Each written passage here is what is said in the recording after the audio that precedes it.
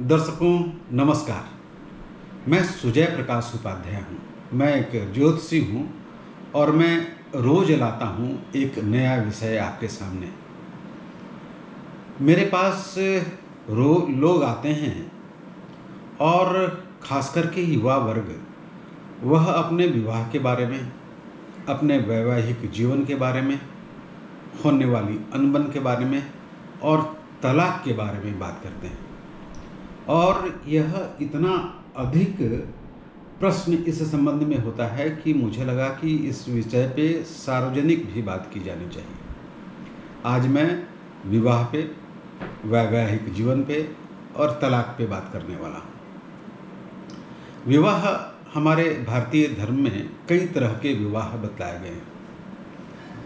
कुछ का नाम मैं लूँ: ब्रह्म विवाह, देव विवाह, आर्ष विवाह, प्रजापत्य विवाह, असुर विवाह, राक्षस विवाह, गांधर्व विवाह। ऐसे कई सारे विवाह की चर्चा हमारे यहाँ है।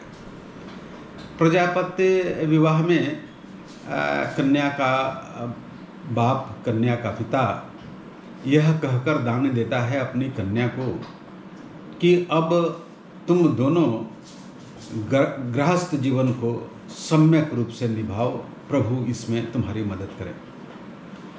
शुरुआती दिनों में कन्या की सहमति जरूरी होती थी, लेकिन असुर विवाह में जबरदस्ती करके कुछ पैसे देकर कन्या को जो विवाह किए जाते थे वो असुर विवाह होते थे। राक्षस विवाह में सीता का हरण करके, जैसा रावण ने प्रयास किया था, उस तरह के विवाह होते हैं।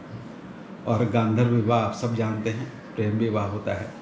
और आजकल यह प्रेम विवाह बहुत अधिक होने लगा है।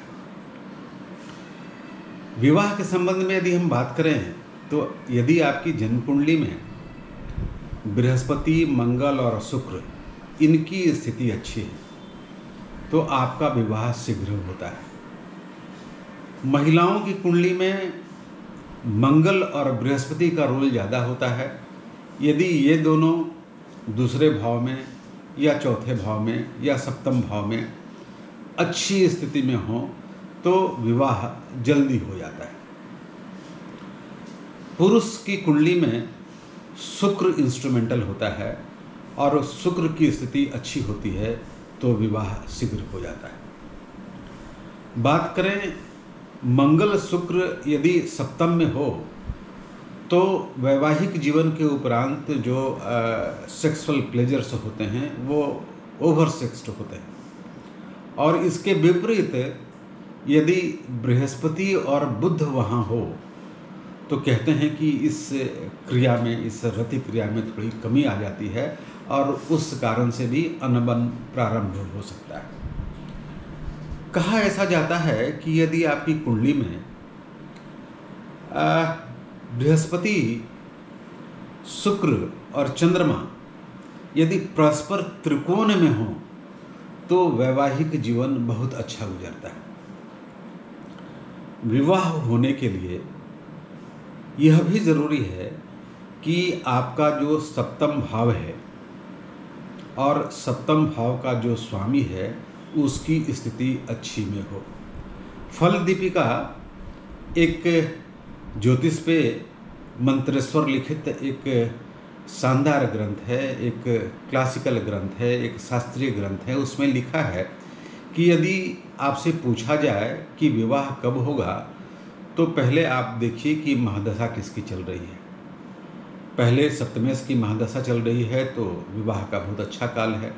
सप्तमेश की महादशा नहीं चल रही है तो आप देखिए कि यदि लड़की है तो उसकी बृहस्पति की महादशा, और यदि पुरुष है तो उसकी शुक्र की महादशा। यदि यह दोनों महादशा भी नहीं चल रही हो तो आप देखिए कि उनके सप्तम भाव में जो ग्रह बैठे हैं उनकी दशा चल रही है क्या। यह भी नहीं चल रही हो तो आप देखिए कि द्वितीय भाव में उनके कोई ग्रह बैठे हैं क्या, उसकी महादशा चल रही है या अंतर्दशा चल रही है। तो इस तरह से उन्हें विवाह की तिथि, विवाह का समय देखने की पद्धति फल दीपिका में बतलाई गई। कुछ अड़चन आती है यदि बृहस्पति, चंद्रमा और शुक्र अच्छे भाव में न बैठे, पापाक्रांत हो, खास करके यदि लड़की की कुंडली में जो शुक्र है वह अस्त हो जाए, नीच का हो जाए, कम्बस्ट हो जाए या पाप करती योग में फंस जाए, मतलब वह ऐसी जगह हो जिसके आगे पीछे 2 पाप ग्रह हों। इसकी चर्चा हम एक उदाहरण देकर आपको समझाने का प्रयत्न करेंगे। यदि ऐसा हो जाए तो विवाह नहीं होता, और विवाह हो जाए तो बहुत दिनों तक नहीं चलता। यह भी देखा जाता है कि यदि किसी लड़की की कुंडली में या लड़का की कुंडली में कुंज दोष हो तो भी विवाह हो जाने के बाद किसी न किसी कारण से या तो अनबन होती है या किसी न किसी कारण से दोनों में सेपरेशन हो जाता है। कुछ लोग कहते हैं कि 25 वर्ष की आयु के बाद कुंज दोष लागू नहीं होता, कुंज दोष इंस्ट्रूमेंटल नहीं होता, लेकिन यदि कुंज दोष बहुत प्रबल है तो वह शादी के बाद भी लागू होता है। और यदि मंगल सप्तम भाव को प्रभावित कर रहा है किसी न किसी तरीके से, तो भी वैवाहिक जीवन थोड़ा कठिन होता है। मैंने अपना अनुभव में यह भी देखा है कि सप्तम भाव में यदि सूर्य हो जाए, और ख़ास करके मेष का सूर्य हो जाए उच्च का, तो भी बहुत अनबन होती है। हो सकता है कि सेपरेशन ना हो, लेकिन दाम्पत्य जीवन में खटपट बहुत होता है, दाम्पत्य जीवन अच्छा नहीं होता। तो ये सब बात हुई विवाह के और विवाह के ठीक से चलने के बाद। अब हम बात करें कि तलाक जैसी चीज़ अनबन की एक सीमा क्रॉस कर जाए, तनाव की एक सीमा क्रॉस कर जाए, कुछ अभाव की वैसी सीमा क्रॉस कर जाए, तो तलाक हुए बगैर नहीं रह सकता। इसके लिए ज्योतिषीय कारण यह है कि यदि शुक्र और चंद्रमा द्वितीय स्वभाव में आमने सामने हो, या शुक्र और मंगल में से कोई एक द्वितीय स्वभाव में हो और वह आमने सामने हो, या शुक्र नीच का हो, अस्त का हो, पूर्ण दृष्टि से सप्तम भाव को देखे, सप्तम भाव में हो, और यदि पाप करती योगों के बीच फंसा हुआ हो, तो वह तलाक दिलवाने में समर्थ हो जाता है। आइए एक कुंडली पर विवेचन करते हैं। ये कुंडली यदि आपको दिख रही होगी तो यह सानिया मिर्जा की कुंडली है। यह तुला लग्न की कुंडली है। तुला लग्न में सूर्य, बुध और शुक्र है, जो एक अद्भुत योग है। मैंने कहा था एक जीनियस का जन्म होता है। इनके दूसरे भाव में वृश्चिक राशि का शनि है। चतुर्थ में मकर राशि में उच्च का मंगल है, और इनके सप्तम भाव में मेष राशि का चंद्रमा है, और 12वें भाव में केतु है। इनकी कुंडली में पहले हम बात कर लें कि तलाक क्यों हुआ। पहले आप इस दृष्टि से आप देखेंगे कि इनका सप्तमेश तो उच्च का है, तलाक नहीं होना चाहिए। मंगल है, मंगल दोष यद्यपि है, लेकिन मंगल है, मंगल उच्च का है, तलाक क्यों? बहुत अच्छी शादी होनी चाहिए थी। तो मैंने अभी कुछ सूत्र आपको बताए थे। मैंने क्या कहा था?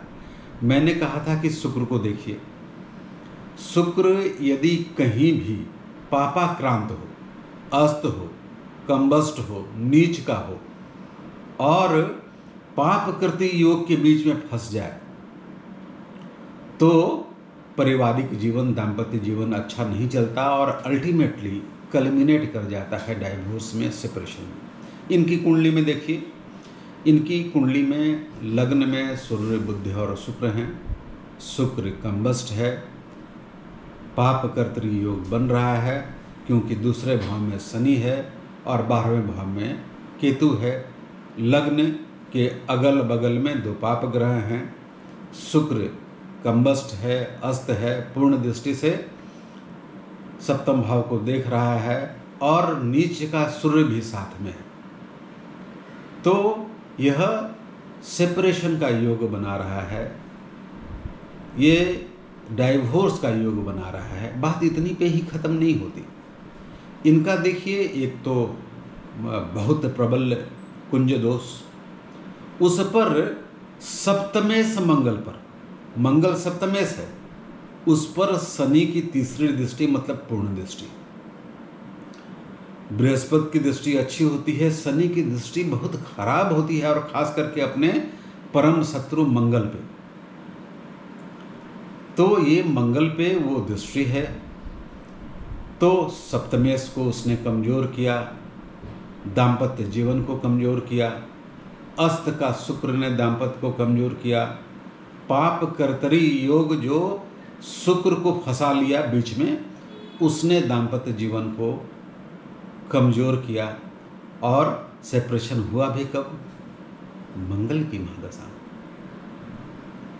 तो ये सब बातें हुई सानिया मिर्जा की, उनकी शादी की, उनके तलाक की, उनके डाइवोर्स की, और उसके पीछे उसकी पृष्ठभूमि में ज्योतिषीय संदर्भों की। आपको मेरा यह वीडियो कैसा लगता है? यदि अच्छा लगता है तो मेरे चैनल को लाइक कीजिए, सब्सक्राइब कीजिए और शेयर कीजिए। आपका बहुत बहुत नमन, आपको बहुत नमस्कार, आपको बहुत प्रणाम।